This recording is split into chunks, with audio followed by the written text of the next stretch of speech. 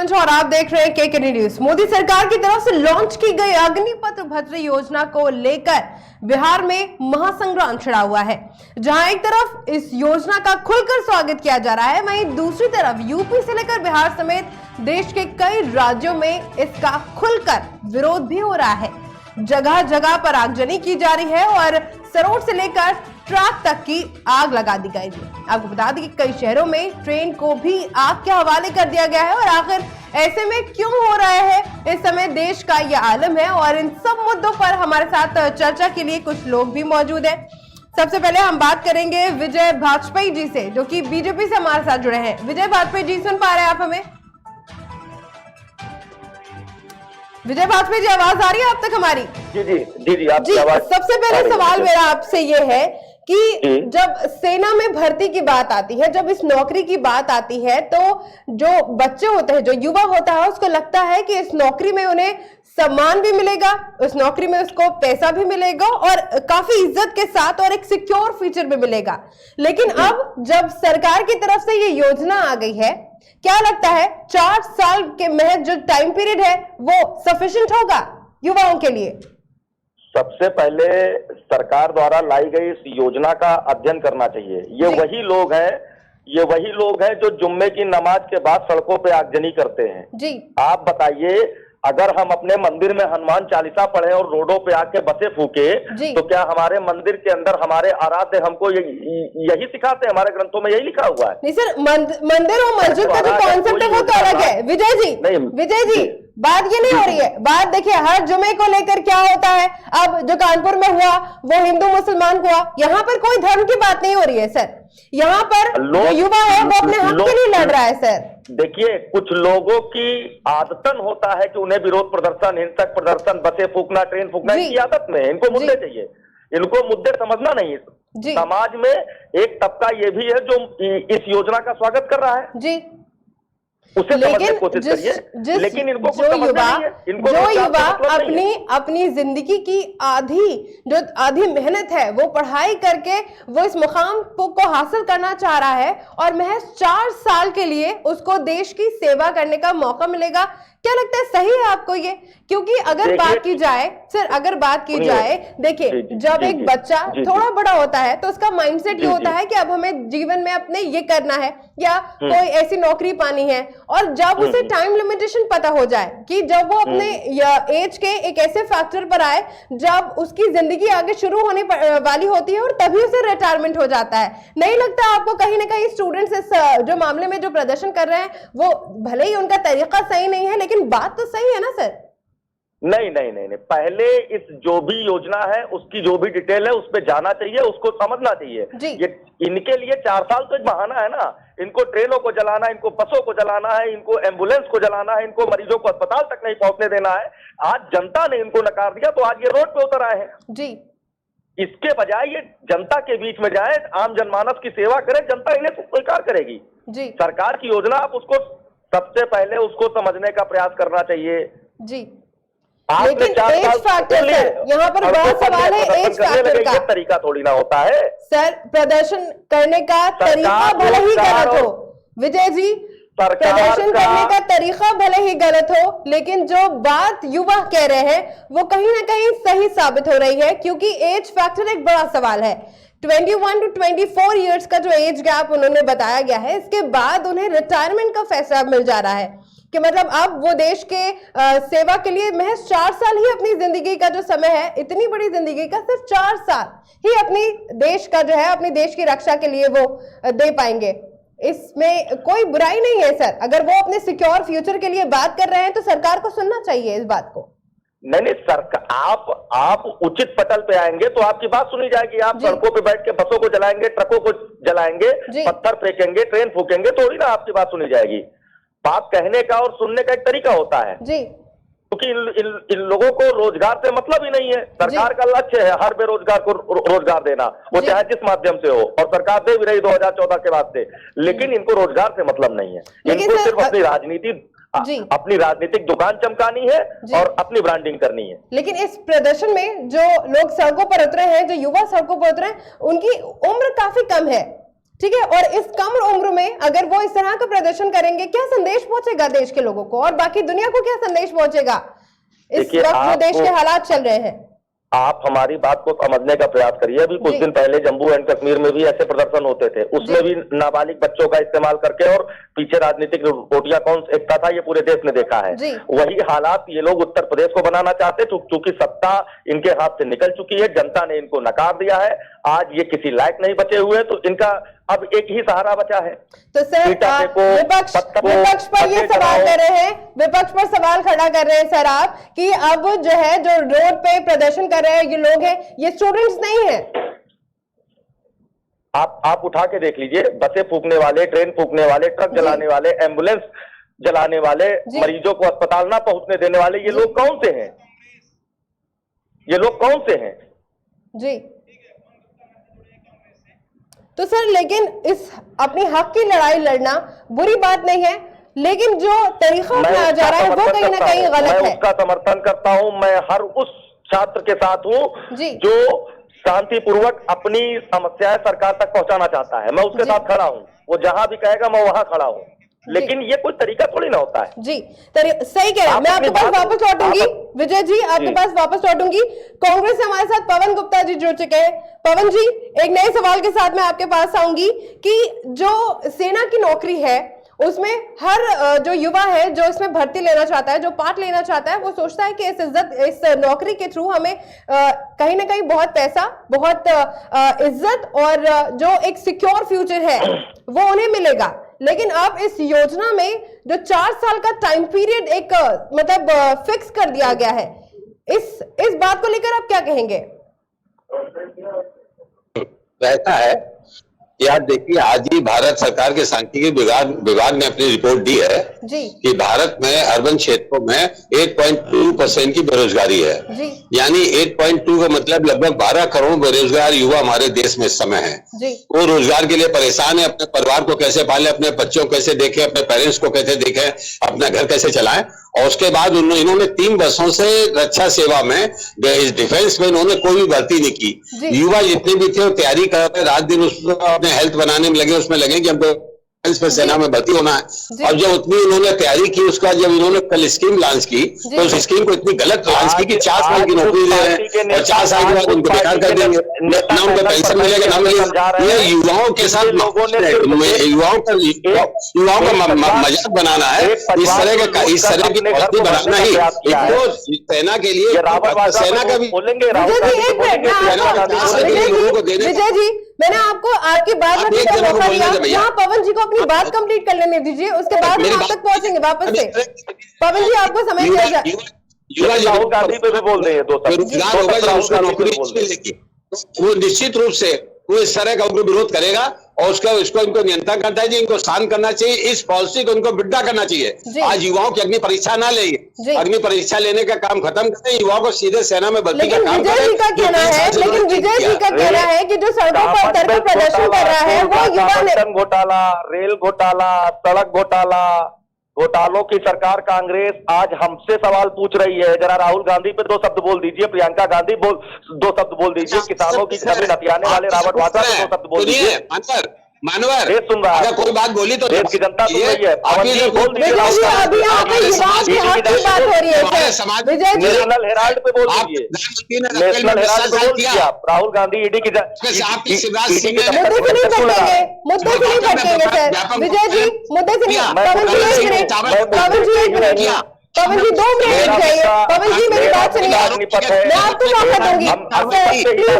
Vijay ji, Pawan Gupta 2 minute रुकेंगे sir आप क्या बात करोगे? आपने कभी अपने तानाशाही के अलावा, बेईमानी के अलावा, भ्रष्टाचारी के अलावा और देश को गलत रास्ते में ले जाने के अलावा दूसरा काम नहीं किया आपने? वो कांग्रेस के जो आप हमसे बात करेंगे, आप गांधी और सोनिया जैसे व्यक्ति को आप लगाएंगे? अरे अपने चरित्र, अपने गिरहमान को देखो, भ्रष्टाचार देखो। हम बात किसकी कर रहे थे? पवन जी 2 मिनट का समय दीजिए मुझे। उसको देखो, राहुल देखो, उनको उंगली नहीं उठा पाओगे, उल्टे खड़े हो जाओगे तो नहीं आप कर पाओगे। पवन जी 2 मिनट का समय देंगे आप? पवन जी 2 मिनट का समय देंगे। बिल्कुल देंगे। विजय जी आप मुद्दे से क्यों भटक रहे हैं? आप यहाँ पर क्या बात हो रही है? अभी आपने क्या कहा कि जो लोग सड़कों पर उतरे हैं, विजय जी आपके ही जवाब में बोल रही है इस वक्त। आपने कहा कि जो लोग सड़कों पर उतरे हुए हैं वो युवा नहीं है, वो जो सेना में भर्ती वाले जो जवान हैं वो नहीं है, तो वो कौन लोग हैं?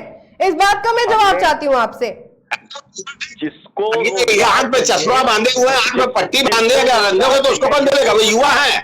आप देखिए युवा है और सब 18 से 25 साल के बीच में रहते हैं। मौका दूंगी मैं, पवन जी आपको मौका दूंगी। विजय जी को अपनी बात रख लेने दीजिए। राहुल गांधी पे 2 शब्द निकल नहीं रहा, रॉबर्ट वाड्रा पे 2 शब्द निकल नहीं रहा, आप हमको टीवी बैठ के ज्ञान दे रहे हैं। आप मेरी बात को सुनिए।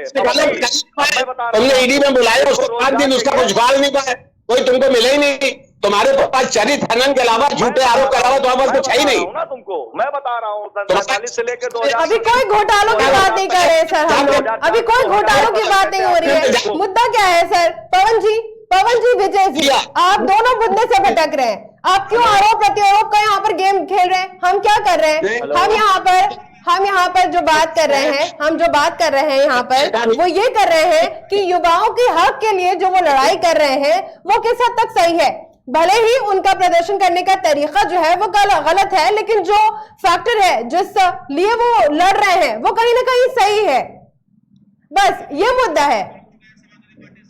पवन जी बात रखिए अपनी। गलत है, मैं भी कह रहा हूँ। मैंने उनकी न्याय हो रहा है उनके साथ, उत्पन्न हो रहा है उनके साथ, उनको रास्ता, देश का भविष्य संकट में होगा। अगर भटक जाएंगे तो देश कहां जाएगा? अच्छा सर, मैं आपके पास लौटूंगी। हमारे साथ सपा से तारिक खान जी जुड़ चुके हैं। तारिक खान जी, 4 साल का जो ये जो टाइम पीरियड है जो एकदम फिक्स कर दिया गया है, क्या कहेंगे इस पर आप? देश के युवाओं की चिंता करने के लिए माननीय मोदी जी बैठे हुए हैं। आप केवल राहुल गांधी का भविष्य देख लीजिए। विजय जी 2 मिनट, मेरा सवाल तारिक खान से है। तारिक खान, मैं आपसे जवाब चाहूंगी। जो 4 साल का जो एज फैक्टर है, जो टाइम पीरियड जो उन्होंने फिक्स कर रखा है, क्या कहेंगे इस पर आप? तारिक जी आवाज आ रही है आप तक हमारी? हिंदू मुस्लिम देखे, मंदिर देखे, वो देखे, युवाओं को भूल जाए, महिलाओं को भूल जाए, किसानों को भूल जाए, व्यापारियों को भूल जाए सबको। जी पवन जी मैं आपसे एक नए सवाल के साथ आऊंगी आपके पास। अच्छा, जो एज फैक्टर है, यहाँ पर इस योजना में एज फैक्टर को भी डिवाइड कर दिया गया है। आप अगर देखा जाए तो जो 21 और 20 साल की जो उम्र होती है, यहाँ पर जो बच्चा होता है वो अपनी लाइफ को आगे बढ़ाने के लिए एक माइंड सेटअप वो तैयार करने की कोशिश करता है, वो शुरुआत होती है। और जब 24 साल और 25 साल तक जब वो इतना केपेबल होता है कि हाँ वो अपनी लाइफ में इस पाथ को फॉलो करेगा तो आगे बढ़ेगा, और यहीं पर उसे रिटायरमेंट मिल रही है। इस योजना पर क्या कहेंगे आप? यही तो गलत है। जिंदगी प्रारंभ करने के लिए भी युवा का समय आएगा, 25 साल, 26 साल, 27 साल की उम्र, तब उसको रिटायरमेंट मिल जाए, कहीं का नहीं रहेगा। और इस तरह के युवाओं को इस तरह निकालना, जो सालों से तैयारी कर रहे हैं, अपने शरीर को इस तरह से मेंटेन कर रहे हैं कि हमको सेना। जी विजय जी जवाब चाहूंगी इस पर मैं आपका। हेलो विजय जी, जवाब चाहूंगी मैं आपका इस पर। जी आवाज आ रही है मेरी? जी आपकी आवाज आ रही है, बात रखिए अपनी। हमने कहा सबसे पहले तो ये राहुल गांधी के भविष्य की चिंता कर ले, जो अमेठी ने नकारा, सीधे वायनाड पहुंच गए। रही देश के युवाओं की बात, उसकी चिंता माननीय मोदी जी कर रहे हैं। भूल जाओ, तुम्हारे पूरा देश नकार चुका है पवन जी, आपको पूरा देश नकार चुका है। भूल जाओ, ये तुम लोगों का काम है। देश नकार चुका है। आज आपको जनादेश भूल जाओ नहीं मिल पा रहा है। तो जीवन में नहीं लगा पाओगे उस परिवार पे कलम। 24 में परेशान मत हो। जितना चाहो यूडी सीबीआई और पुलिस जितना चाहो यूज कर लो, दफ्तर इनको जाने पड़ते हैं। और ये मैडम यहाँ पर युवाओं की आज के अग्नि वाली इसके नौकरी का है, इनसे कहिए जब इसे से न भटके। हाँ, मुद्दे से मत भटके, मुद्दे पे बात करिए सर। तिलक लगाएंगे, फिर जनता के बीच में जाएंगे, 24 में फिर भगाए जाएंगे। अरे युवाओं को देखो, जिनको तुमने इस तरह की नौकरी का ऑफर किया है, उस पर जवाब दो। युवाओं की बात कर रहे हैं ना, सुनेंगे भड़क क्यों रहे हैं? हमारी सही बात पे इतना भड़क क्यों रहे हैं? जिस विजय जी मुद्दे पर मत भटकिए, यहाँ पर युवाओं की जिंदगी की बात है सर।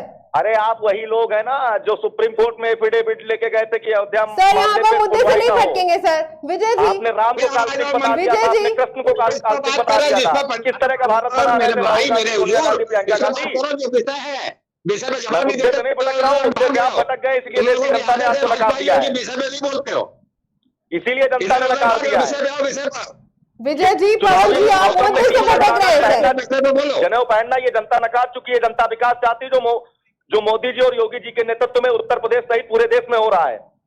आप समझने का प्रयास करिए। अरे विषय में बोलो, विषय में। युवाओं को ढाल मत बनाइए। चाहता भी पवन जी, मैं आप दोनों के यहाँ पर रोकना चाहूंगी। विजय जी और पवन जी, हम दोनों, आप दोनों के यहाँ पर रोकना चाहूंगी। मैं आपका जो ये कॉन्वर्सेशन है मैं कंटिन्यू करूंगी। एक ब्रेक ले लेते हैं इससे पहले सर।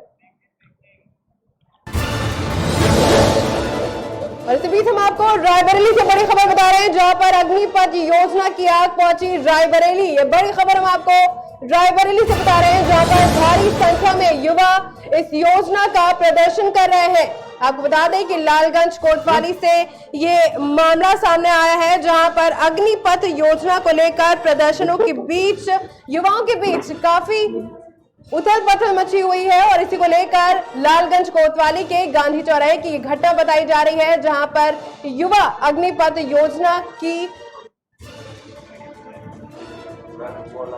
जगह जगह से आंदोलन की खबरें सामने आ रही हैं। और इसी के चलते रायबरेली से भी ये बड़ी खबर सामने आई है, जहां पर अग्निपथ योजना को लेकर वहां पर भारी संख्या में जो युवा हैं वो विरोध प्रदर्शन कर रहे हैं। नए सवाल के साथ मैं आपके साथ आना चाहूंगी विजय वाजपेयी जी। आप बताइए सर, देश में अलग अलग जगहों पर इस योजना का जो है वो जो लोग हैं, जो युवा है, वो इस चीज को ऑपोजिशन कर रहे हैं। कोई भी युवा इस जो योजना है इसको एक्सेप्ट करने के लिए रेडी नहीं है। और आपका कहना है कि जो प्रदर्शन कर रहे हैं, जो युवा प्रदर्शन कर रहे हैं, वो असल में इस योजना से उनका कोई भी लेना देना नहीं है। तो कौन है ये लोग? सरकार द्वारा लाई गई योजना को सबसे पहले अध्ययन करना चाहिए। उसकी टर्म कंडीशन क्या है, उसकी गाइडलाइन क्या है। जो लोग उसे बिना पढ़े और सड़कों पर उतर आए हैं, तो उनका रोजगार से क्या मतलब है? उनको सिर्फ अपनी राजनीतिक दुकान की रोटियां बेचनी है कि आज हमारी पार्टी हिंसक प्रदर्शन करेगी, मुद्दा उठा के लोकसभा में हमारा वोट परसेंटेज बढ़ जाएगा। जिनको रोजगार से मतलब है वो अपनी तैयारियों में जुटे हुए हैं, वो सड़कों पे नहीं उतरेंगे। सर, हमारे ऐसे कई संवाददाता हैं जिन्होंने जो युवा जो प्रदर्शन कर रहे थे उनसे भी बातचीत की है, और उनका सबका यही कहना है कि इस साल जिसने पढ़ाई भी की है, देखिए 2 साल से तो भर्तियां हुई नहीं थी, अब इस साल जब भर्तियां होने लगी हैं तो ये योजना लागू कर दी गई है, तो उनकी इतनी मेहनत का क्या फायदा हुआ? इससे उनको क्या जो फ्रूट है उनको क्या मिल रहा है? हेलो विजय जी, जो समझने का प्रयास कर रहा है वो इसको समझ रहा है, और जिसको नौकरी रोजगार से कोई मतलब नहीं, सिर्फ राजनीति करनी है, वो सड़कों पर उतर के इस तरह का प्रदर्शन कर रहा है। आप देखिए देश में, राज्य में जिस जगह प्रदर्शन हो रहे हैं किसी न किसी पार्टी द्वारा प्रायोजित है जी। कोई समाजवादी पार्टी द्वारा है, कोई बहुजन समाजवादी पार्टी द्वारा है, कोई कांग्रेस द्वारा है जी। जो छात्र है जिसको रोजगार चाहिए वो सड़कों पे नहीं, वो अपनी तैयारी में लगा हुआ है। तो जो सड़कों पर उतरा हुआ है, जो युवा सड़क पर उतरकर विरोध प्रदर्शन कर रहा है, वो दूसरी पार्टी के लोगों ने प्रेरित आंदोलन है, वो दूसरी पार्टी के लोगों ने ग्रुप तैयार किए हुए हैं कि जाओ सड़कों पर और इस तरह का प्रदर्शन करो। बिल्कुल, जिसको रोजगार चाहिए वो सड़कों पे प्रदर्शन थोड़ी ना करेगा। इसी सवाल पर सर एक मिनट हमारे साथ सपा से तारिक खान जी जुड़ चुके हैं। तारिक खान जी, मैं आपसे जवाब चाहूंगी। विजय जी का कहना है कि जो लोग सड़कों पर उतरे हैं और जो प्रदर्शन कर रहे हैं वो दूसरी पार्टी के जो गठित लोग हैं, उन्होंने एक सर्कुलर पैदा कर दिया लोगों का कि जाओ और प्रदर्शन करो इस तरह का। क्या कहेंगे इस पर आप? क्या ये सवाल मुझसे? जी सर, तारिक जी आपसे है, जवाब चाहूंगी मैं इस पर। अच्छा, देखिए मैम, इनके साथ बड़ी समस्या अब हो गई है। किसान सड़क पे आता है तो उसको खालिस्तानी कर रहा है। जब बेरोजगार जो लड़के जिनको लगा कि उनका जो हक है उसको छीना जा रहा है, पसंद आएगा। तारिक जी, मैं आपको बता रहा हूँ, आपने दंगों में जीवन जिया है। अरे 2012 से लेकर 2019 बोलेंगे। पूरा टाइम दिया था विजय जी। 2 मिनट आप रुकेंगे प्लीज सर, 2 मिनट। मैंने जवाब मांगे थे तो मैंने आपको पूरा मौका दिया था। देखिए, आप ऐसी बातें करते हैं जिससे सामने वाले को बुरा लगे, लेकिन मुझे बुरा नहीं लगता है सर। क्योंकि ये तो भाजपा नहीं, आपको भी का नहीं असली लगता जो है। चेहरा यही है भाजपा का। खैर, मैं बता रहा था ये भाजपा का अगर उन लड़कों को लग रहा है। विजय जी 2 मिनट रुकेंगे प्लीज, तारिक सर को अपनी बात कंप्लीट करने दीजिए। मैंने आपको टाइम दिया था, हाँ, आपने अपनी अपनी पूरी बात बात रखी complete सर, कर आपने अपनी पूरी बात रखी। 2 मिनट का नहीं, टाइम मैं तारिक सर को देखो- दीजिए, उनको अपना पक्ष रखने में दीजिए सर, रखिए अपनी बात। थोड़ा ज्यादा टाइम दीजिएगा, सत्ता को ज्यादा टाइम दिया जाता है। अब तो मैं अपनी बात कह लूं तो आप उसके बाद आरोप लगाने लगते हैं। मैं कह रहा हूं आप प्रॉब्लम को एड्रेस नहीं करते हैं। बीजेपी की एक बहुत बड़ी समस्या हो गई है, ये जो समस्या है उसको नहीं सुनना चाहिए। वो समस्या उसके बाद इसलिए जैसे दंगाई जेल में है, अपराधी जेल में है। 2 साल बाद कहेंगे कि गुंडे अरे माफिया थानों में गलती हो गई, आपको गलती हो कर रहा है, गई। जैसे इसीलिए किसान समस्या है। आंदोलन में किया इन्होंने, बोलिए, सुन रहा हूँ। जी जैसे किसान आंदोलन में इन्होंने किया, एकदम से कहा नहीं सब बिल्कुल बहुत अच्छा बना है, तीनों कानून बहुत अच्छे हैं, फिर एकदम से रात में सपना आया कि अरे गलती हो गई, माफ कर दीजिए, वापस ले रहे हैं। तो योजना बनाने से पहले वो योजना जिन लोगों के लिए बन रही है उनसे इनका कोई रास्ता ही नहीं रहता है। उनसे मिलेंगे नहीं, उनसे बात नहीं करेंगे, उनके प्रति जिनके पास एक विश्वास नहीं है वो किसान बिल पे चर्चा कर रहे थे। इस बात पे कहेंगे अरे माफ कर दो, गलती हो गई। हमें समाजवादी पार्टी कभी को अमरूद का इससे पेड़ कोई लगाया साजिश नहीं और नहीं है। चले आते हैं किसान बिल पर चर्चा करने। तो तारिक जी आपका कहना है कि जो भाजपा है, अपनी पद पे डिबेट कर रहे हैं। तारिक जी अच्छी जो बात है। तारिक जी आपका कहना है कि जो भाजपा है, जो भी प्लान करती है, जो भी योजना बनाती है, वो एकदम अचानक से बनाती है और फिर उसे गलती बता देती है। मैं तो किसान वाला जो कानून थे 3, वो क्या था फिर, क्यों इन्होंने रिपील किया? अगर वो जनहित में थे तो रिपील करने की क्या जरूरत थी? जब वो खालिस्तानी थे तो उनको खालिस्तान भेज देते या खालिस्तान बना देते या कुछ भी करते। जब वो खालिस्तानी थे, वो अराजक तत्व थे जो प्रदर्शन कर रहे थे, तो आपने रिपील क्यों किया? इसका मतलब ये है कि उसमें त्रुटियां थी जिसको 1 सेकंड कंप्लीट करने की मुझे। एक मिनट रुकिए, इसी बीच हमारे साथ वाराणसी से बड़ी खबर आ रही है। देखिए थे सेना भर्ती के लिए नई योजना को लेकर वाराणसी में भी जोरदार प्रदर्शन हुआ है। यहाँ पर कैंट रेलवे स्टेशन पर जुट रहे प्रदर्शनकारी और भारी मात्रा में युवाओं ने वहां पर भी प्रदर्शन किया है। तो ये बड़ी खबर वाराणसी से बता रहे हैं, जहां पर अग्निपथ योजना को लेकर विरोध प्रदर्शन किया गया है। आपको बता दें कि ये पूरा मामला कैंट रेलवे स्टेशन पर है और वहां पर भारी तादाद में युवा इकट्ठा हो गए हैं और इस सेना भर्ती की नई योजना को लेकर वहां भी विरोध प्रदर्शन जारी है। इसी बीच मथुरा से भी आपको बता दें खबर कि अग्निपथ योजना को लेकर सड़कों पर उतरे हैं युवा। बड़ी खबर मथुरा से बता रहे हैं, यहाँ पर हाईवे पर उपद्रव कर रहे युवाओं ने रेलिंग तोड़ दी है और काफी ज्यादा तादाद में लोग वहां पर मौजूद हैं। आगरा दिल्ली हाईवे पर युवाओं ने उत्पात मचाया है। बड़ी खबर हम आपको मथुरा से बता रहे हैं, जहां पर अग्निपथ योजना के खिलाफ सड़कों पर युवा उतर आए हैं और इसी को लेकर जीएम-एसएसपी ने युवाओं को काफी देर तक समझाया है, लेकिन इसके बाद भी कोई बातचीत नहीं बनी और युवाओं का प्रदर्शन लगातार जारी है। विवेक जी, इसी सवाल के साथ आऊंगी। आप देख रहे हैं कि लगातार कहीं ना कहीं प्रदर्शन होते चला जा रहा है और फिर आपकी सरकार कह रही है कि जो लोग प्रदर्शन कर रहे हैं वो विपक्ष जो है वो उनको ऑर्गेनाइज करके सड़कों पर भेज रहा है और दंगे करवा रहा है। मैं वही बात बताने जा रहा था, तारिक जी की बात पूरी हुई थी। एक्चुअली दंगों में जीने वाले लोगों को भय मुक्त, भ्रष्टाचार मुक्त, अपराध मुक्त समाज नहीं पसंद आएगा। हमारी बात समझने का आप मैडम प्रयास करिए। तारिक जी क्या कहेंगे इस पर आप? हमारी बात तो पूरी हो जाने दीजिए। हमारी बात तो, जब जनता ने इनको सदन नहीं पहुंचने दिया तो ये सड़कों पे बैठने को मजबूर हो गए। ये इनका असली चेहरा है जो जनता देख रही है। तारिक जी जवाब चाहूंगी इस पर आपका। देखिए मैम आंदोलन की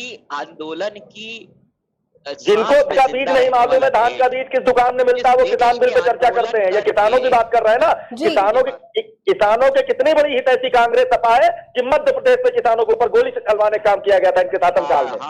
यहाँ पर किसी भी और योजना की बात नहीं करेंगे हम सिर्फ अग्निपथ योजना को लेकर बात कर रहे हैं सर। यहाँ पर जो युवा हैं उन पे देखा जाए, अगर बात की जाए फ्रेशर्स की, तो नहीं लगता आपको विजय जी कि ये जो फ्रेशर्स हैं उन पर और भी ज्यादा प्रेशर है? ये प्रेशर नहीं, ये समाजवादी पार्टी, कांग्रेस, बहुजन समाज पार्टी, जिनको जनता ने नकारा है, जो आज सदन नहीं पहुंच पाए हैं। इसी बात पर कांग्रेस से मैं जवाब चाहूंगी। पवन गुप्ता जी जवाब दीजिए आप अपना। जनता का विश्वास जीतना चाहते हैं। ठीक है, मैं लौटूंगी आपको। विजय जी 1 मिनट, इसी बात पर मैं पवन गुप्ता जो कि हमारे साथ कांग्रेस से जुड़े हैं, जवाब चाहूंगी सर आपका।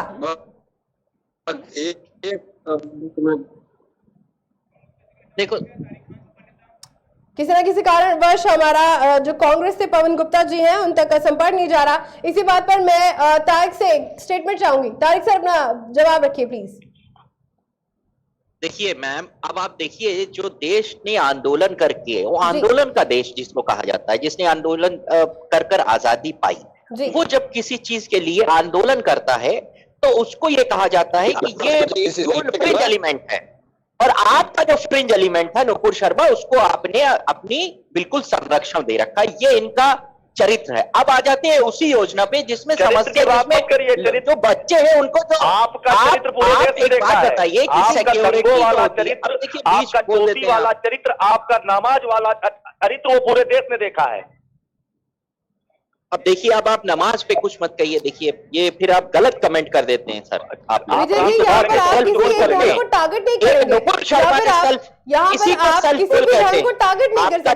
आपका नाम बताओ, करके बात करेंगे किसी को तभी तो हम अपनी बात बोल कर लेते हैं। सर विजय जी, अब आप जब बोल रहे थे मैंने आपको पूरा मौका दिया था, यहाँ तारिक सर को अपनी बात कंप्लीट करने जेल के अंदर माफी मांग रहे हैं, इसीलिए अपराधी थाने में भाई कर रहे हैं। आप जो कहना है आप अपनी बारी पे कहें, मुझे अपनी बात कंप्लीट करने दो, फिर मैं आपको चुपचाप सुनूंगा। सेंट्रल में कांग्रेस आपको बचा लेती थी, सीबीआई जांच पुटअप होती थी, भ्रष्टाचार में आधा होता था। फिर से आप अब देखिए, आप बैठा रहे हैं, महोत्सव होता था, आपको पकड़े रहूंगा, मतलब बदनाम होती थी, जवान होती थी, रजिया गुंडों में फंस जाती थी। यही उत्तर प्रदेश आपने दिया था ना, यही आपका सवाल है।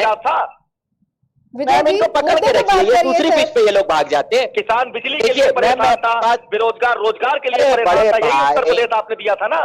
2-4 आज जब जनादेश पे है, आप सड़कों पे नौटंकीबाजी ड्रामेबाजी कर रहे हैं।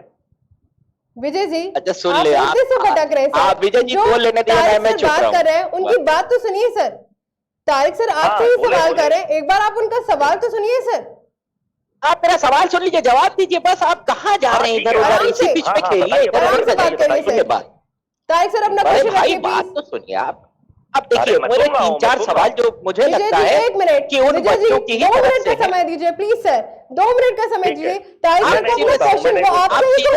सवाल कर लो, आप कॉपी पेन लेके बैठिए, उन सबका मुझे जवाब दे दीजिएगा। सवाल सुन लीजिए, जो शायद मुझे लगता है कि उन्हीं लड़कों के होंगे जो जिनको ये योजना समझ में नहीं आ रही है। एक तो आपने एज लिमिट 21 साल क्यों रखी, मैं जानता हूँ। विजय जी सरकार आपकी है, जवाब आपको देना होगा सर, ठीक है? तो 2 मिनट उनका सवाल सुन लीजिए। विजय जी 2 मिनट सवाल सुन लीजिए। की तरह नायक पिक्चर अनिल कपूर की तरह मुझे कुछ दिन के लिए सीएम बना दीजिए तो मैं जवाब दे देता। अभी तो आप ही लोग के पास सत्ता है भाई, आप ही जवाब देंगे। सुनिए अब देखिए उन बच्चों के सवाल क्या हैं। एक तो आपने 21 साल एज लिमिट रखी, जो बेचारा बच्चा 23-24 साल का है। कल एक लड़के ने ट्वीट किया कि अब मैं अग्निवीर नहीं बन सकता क्या, मैं 23 साल का नाम लिया है। आपके शासनकाल में मुजफ्फरनगर दंगा हुआ था, उसमें 13 बच्चे अनाथ हुए थे। उन 13 बच्चों का क्या हुआ? कितनी पढ़ाई लिखाई का खर्चा उठाया? आज उस परिवार को कौन देख रहा है? यार बच्चों की बात करते हैं आप लोग, दंगों से जलता हुआ उत्तर प्रदेश 5 सालों में आपने दिया। आप विकास और शिक्षा की बात करते हैं, आप रोजगार की बात करते हैं। अग्निवीर पे सवाल तो सुन लीजिए। अग्निवीर के जो सवाल हैं उनको तो एड्रेस कर लीजिए। आराम से हम आपकी पूरी बात सुन रहे हैं बहुत देर से। आप एक सवाल जो है तारिक सर, वो एक सवाल कर रहे हैं, पहले आप पूरा सवाल सुन लीजिए सर, फिर उसकी जवाब दीजिए सर। 2 मिनट का समय दीजिए बस। आप सवाल मेरे, मैं 1 मिनट के अंदर अपने सारे सवाल रख दूंगा, आप उनका जवाब दे दीजिए, ठीक है? दूसरा सवाल बच्चों का ये भी आएगा कि जो उनकी पढ़ाई ब्रेक हो जाएगी फिर वो कहाँ जाएंगे। तीसरा सवाल ये है कि जो उनका मोटिवेशन लेवल होगा, एक तरीके से वो मिलिट्री से बहुत सॉरी के साथ कह रहा हूं मैं कि वो रिजेक्टेड कहलाएंगे। हमारे यहाँ शादी ब्याह एक इतना बड़ा मैटर है कि लोग हर चाहते हैं कि लड़का सेटल्ड हो। जब शादी ब्याह की बात आएगी, 17 पे नौकरी दे दी, 21 पे रिटायर कर लिया, तो कहेंगे ये वही है जिनको फौज से लौट के आए हैं और कुछ पता नहीं क्या करते हैं, कुछ पता नहीं। हाँ 10-12 लाख रुपए आप देते हैं, लेकिन उसका जो मोटिवेशन है वो डाउन होगा, उसके जो कैरियर का डायरेक्शन है वो पता नहीं कहां पहुंचेगा। उसके बाद एक सवाल और, ट्रेनिंग सिर्फ 6 महीने की है। जो सामान्य सैनिक होगा वो तो 6 महीने में ट्रेन हो जाएगा, मगर नौसेना और वायुसेना की जो ट्रेनिंग होती है बड़ी टफ होती है। उसकी ट्रेनिंग 4-5-3 साल लगते हैं उसमें ट्रेन कराने में। वहां कैसे आप ट्रेन कराएंगे? और जो वो लड़के निकलेंगे उनके लिए कोई रोड मैप नहीं किया आपने तैयार किया, बस निकले अब अपना देख लो। सुन लीजिए, 2% लोग मिलिट्री से रिटायर होने के बाद नौकरी पाते हैं, 2% लोग। ये मैं नहीं कह रहा हूं, रिटायर्ड लेफ्टिनेंट जनरल जो एक कमेटी बनाए हैं उसके अध्यक्ष पीके सहगल कह रहे हैं कि 1.5 से 2% लोग निकलते हैं जो पढ़े लिखे मिलिट्री से, कर्नल, ब्रिगेडियर, ये सब रिटायर। ये जो सैनिक निकलेंगे ये कहां जाएंगे मैम? हेलो विजय जी, जवाब चाहूंगी मैं इस पर आपका। हाँ, मैं अब आप जवाब दे रहा हूं, उससे दीजिए। पहले मैं इनकी बात दूंगा, इन्हीं की बात का जवाब दूंगा। जो अपने शासनकाल में बेरोजगारी भत्ता नहीं दे पाए हैं वो रोजगार पे किस तरह का ध्यान दे रहे हैं, मुझे बड़ा अच्छा लगा। पहली चीज, तारिक जी, जो सरकार द्वारा गाइडलाइन बनाई गई है अग्निपथ की, जरा उसको आप गहनता से पढ़ लीजिए एक बार फिर, पढ़ लिया, रिपीट, आपको पूरा समझ में आ जाएगा। पढ़ लिया। सड़कों पे प्रायोजित दंगे कराना, ट्रेनें फूकना, बसें फूकना, यातायात बाधित करना, अरे भाई इससे पहले भाई मैंने उस योजना की गाइडलाइन अक्षर से पढ़ लीजिए, आपको समझ में आ जाएगा। क्योंकि आपको रोजगार से कोई मतलब नहीं है, मैं जानता हूँ। आप तो अपनी सरकार में, अब आपके मैनिफेस्टो में था, घोषणा पत्र में था, बेरोजगारी भत्ता देंगे। अच्छा तारिक जी, जो आपने तस्वीरें देखी है, जो तस्वीरें सब देख रहे हैं, उसमें तो देख रहे हैं जो युवा हैं वो झंडा लेकर, तिरंगा लेकर सर रोडों पर ऐसे दौड़ रहे हैं, ठीक है। तिरंगा जो कि हमारे देश की आन बान शान सब कुछ है, ऐसे में देश की सेवा करने के लिए सड़कों पर तिरंगा ही लेकर उतर पड़े, ये कहां के लिए, कहां का इंसाफ होगा? इस तरह का प्रदर्शन जो एक हिंसा को बढ़ावा दे रहा है सर।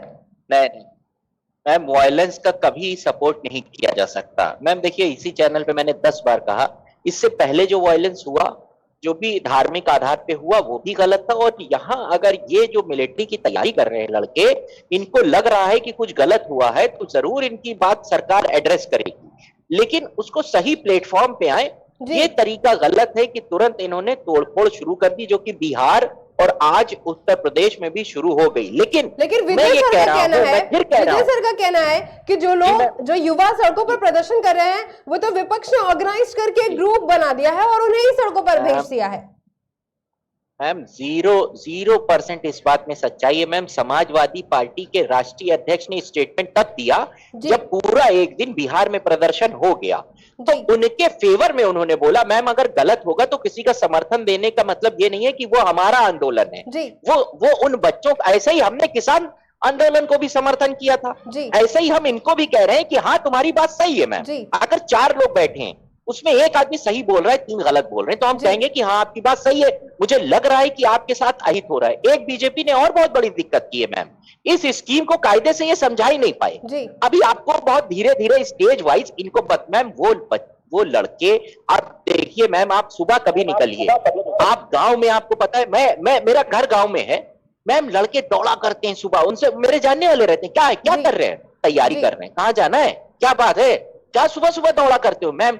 4 बजे से उठ के, उजाला जैसे ही होगा आपको 200 लड़के मैम बहुत मेहनत करते हैं वो। अब उनको क्या लगा कि उनकी स्टेबिलिटी नहीं रह जाएगी। मसला खाली स्टेबिलिटी का है कि हमें, आप जो 4 साल के बाद का है, आप कहते हैं कि हम 10% रिजर्वेशन। जी मैम, जी, जो फ्रेशर्स हैं वो ज्यादा गंभीरता से ले रहे हैं क्योंकि उन्हें अपने फ्यूचर के अब बहुत इनसिक्योरिटी फील हो रही है सर। मैम देखिए, एक तो जो रोजगार दर है वो नीचे आया, उसके बाद जब वो कह रहे, उनको ये लग रहा है मैम कि अब जैसे संविदा की नौकरी मिलती है, जैसे टीचर थे संविदा पे रखे जाते थे, जैसे डिग्री कॉलेजेस में मास्टर संविदा पे रखे जा रहे हैं, उनको ये लग रहा है। आप उसको एड्रेस नहीं कर पाए।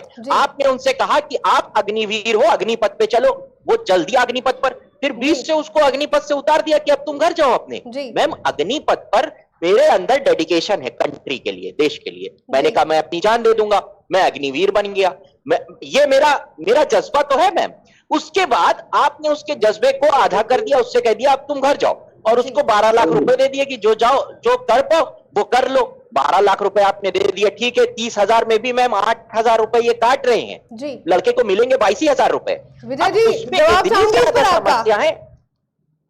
विजय जी, हेलो, जवाब चाहूंगी इस पर सर आपका।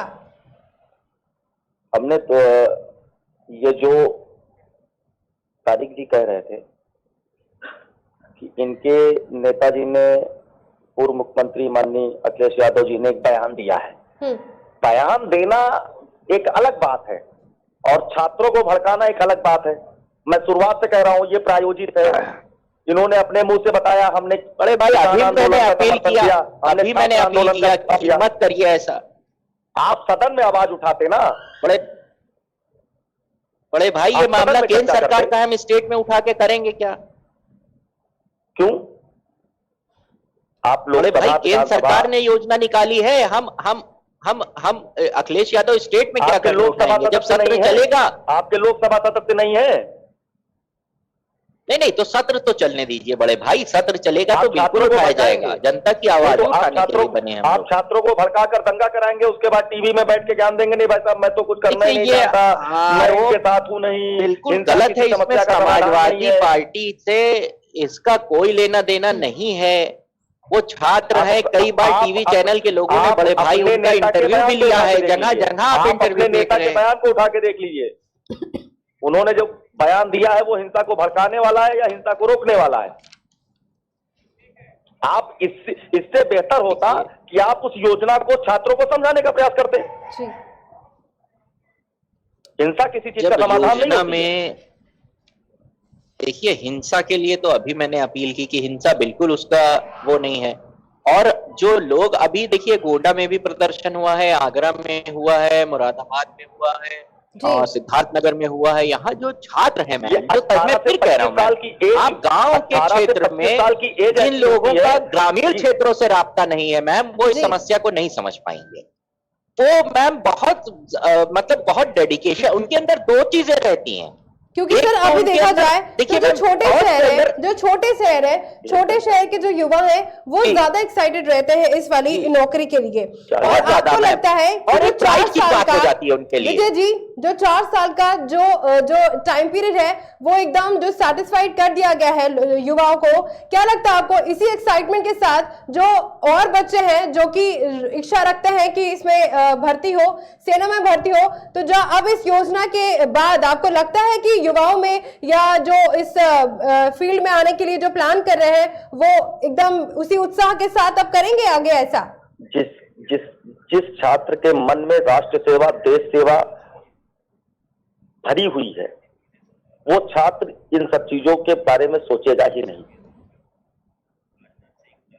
और जिनको प्रदर्शन करना है, जिनको अपनी राजनीति चमकानी है, जिनको अपनी राजनीतिक दुकान मेंटेन रखनी है, उनको कुछ समझना नहीं है, सिर्फ सड़कों पर उतरना है। मैं फिर बोल रहा हूं वही। इससे बेहतर ये होता मैं कुछ बोलूं कि इस योजना को समझाने का प्रयास करते, वो हो नहीं पा रहा है। विजय जी मैं कुछ सवाल के साथ फेवर की बात बोल विजय जी 2 मिनट।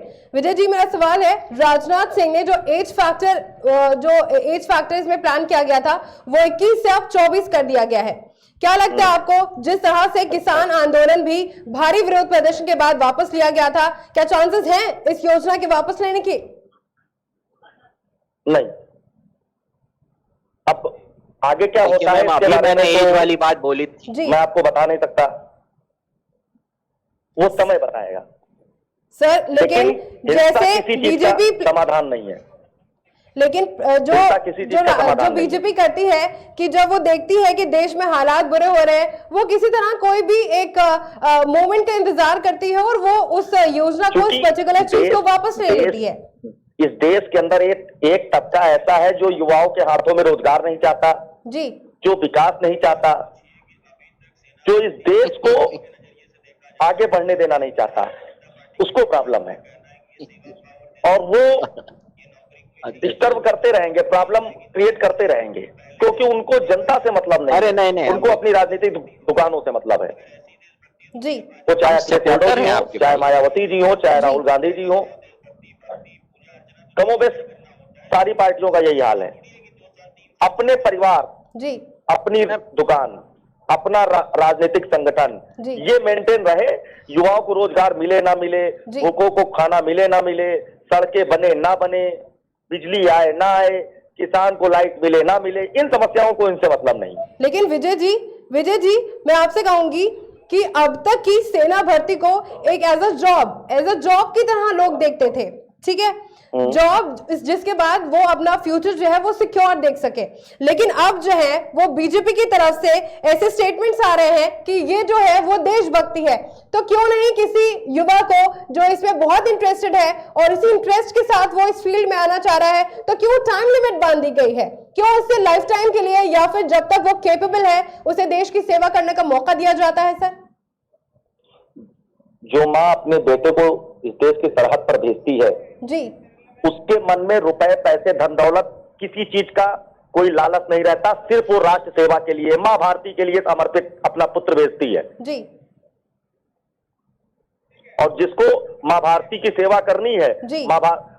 राष्ट्रभक्ति है, उसके लिए 4 साल हो या 5 साल हो या 8 साल हो, वो सेवा करेगा। तो फिर आगे का गारंटी क्या सर? अब युवा के मन में तो यही डर है ना कि 4 साल तक की जब आपने एक टाइम लिमिट बांध दी है, तो वो उसके बाद रिटायरमेंट के बाद जब वो एक्चुअल अपनी लाइफ जिएगा 24-25 इयर्स के बाद ही वो उतना केपेबल होता है कि अपनी फैमिली को फीड कर सके, तभी उसे रिटायरमेंट भी तो फेस करना पड़ रहा है। आगे की गारंटी क्या ले रही है सरकार?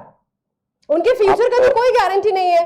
इसी बात से विरोध प्रदर्शन किया जा रहा है और एक दो जगह नहीं, देश में हर छोटी छोटी जगहों पर भी प्रदर्शन कर रहे हैं। मैं देख रहा हूँ जी, मैं देख रहा हूँ। तो नहीं लगता सर आपको, नहीं लगता ये जो टाइम लिमिटेशन है वो कहीं ना कहीं एक बड़ा डिजास्टर पैदा कर सकता है उन लोगों के दिलों में जो अपना फ्यूचर देख रहे हैं इस फील्ड में?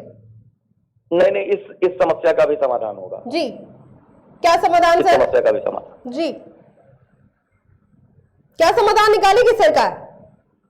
हेलो जी, क्या समाधान निकालेगी सरकार? इस समस्या का भी समाधान निकलेगा वक्त आने पर। हाँ। जब आधा देश हिंसा की आग में जल जाएगा तब समाधान निकालेगी सरकार। हिंसा किसी चीज का निर्णय नहीं निकालती है, निर्णय नहीं निकालती है, लेकिन जिस तरह से देश में हालात बने हुए हैं सर, जिस तरह से हालात बने हुए हैं, आपको नहीं लगता सरकार को इंस्टेंटली इस पे कोई एक्शन लेना चाहिए या फिर उस टाइम का वेट करना चाहिए? सर, उस टाइम का वेट करना चाहिए कि जो जल रहा है उसे जल जाने दो, जो मर रहा है उसे मर जाने दो, उसके बाद जब टाइम आएगा हम तब एक्शन लेंगे। कानून व्यवस्था के साथ किसी भी तरह का खिलवाड़ बर्दाश्त नहीं किया जाएगा। जिनको समस्या है इस बिल से वो आके उचित पटल पर अपनी बात रखें, उनकी बात सुनी जाएगी, उनकी जो भी समस्या है उसको निस्तारित किया जाएगा। जी, टाइम की कमी के साथ विजय जी और तारिक खान जो कि सपा से, मैं आपसे फाइनल स्टेटमेंट इस अग्निपथ भर्ती योजना पर लूंगी, एक मिनट का। पहले तारिक जी आप अपना स्टेटमेंट दीजिए इस पे।